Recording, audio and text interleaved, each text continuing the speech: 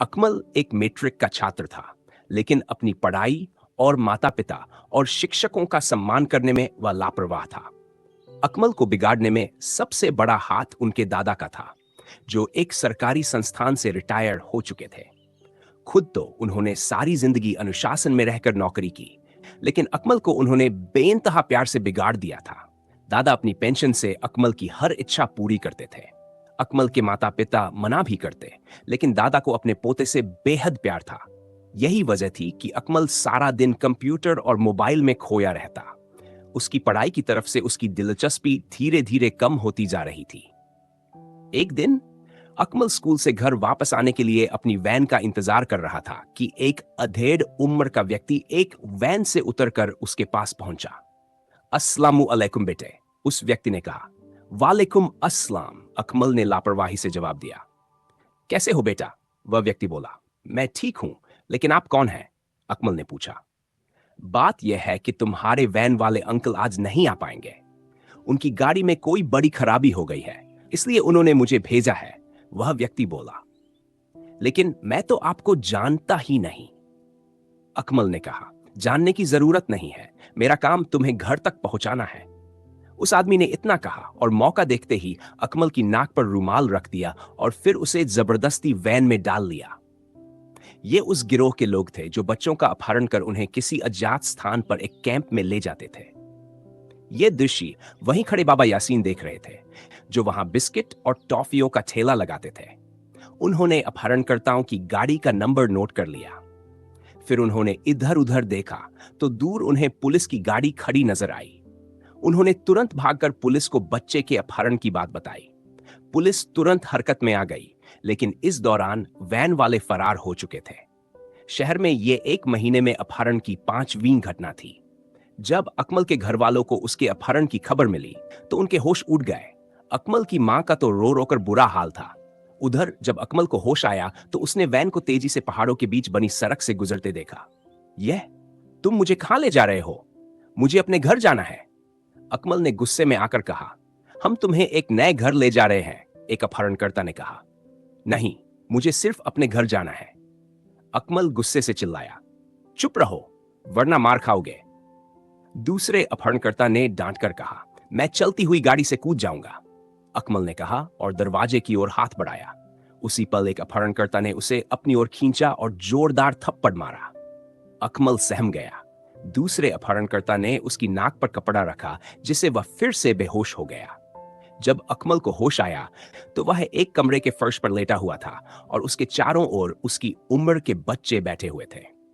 अकमल उन बच्चों से कुछ पूछना ही चाहता था कि दरवाजा खुला और 2 लोग अंदर आए। उनके हाथों में खाने की ट्रे थी, जिनमें छोटी छोटी कटोरियों में पतली दाल और मोटी मोटी रोटियां थीं। हर बच्चे के लिए एक रोटी थी। उन्होंने वह खाना बच्चों के आगे रख दिया और चुपचाप चले गए। अकमल के सामने भी दाल रोटी रखी थी। उसे बहुत भूख लगी थी। उसने एक निवाला मुंह में डाला और तुरंत थूक दिया।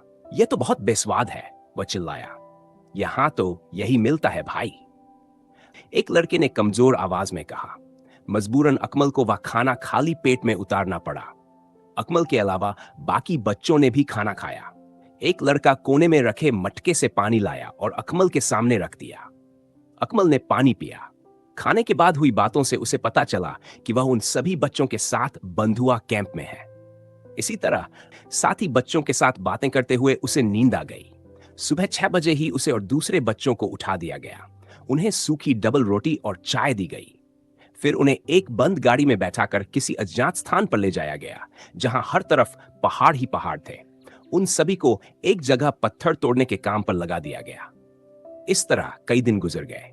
अकमल रोज बच्चों के साथ आता और मजदूरी करता रहा। अकमल के माता पिता बहुत परेशान थे।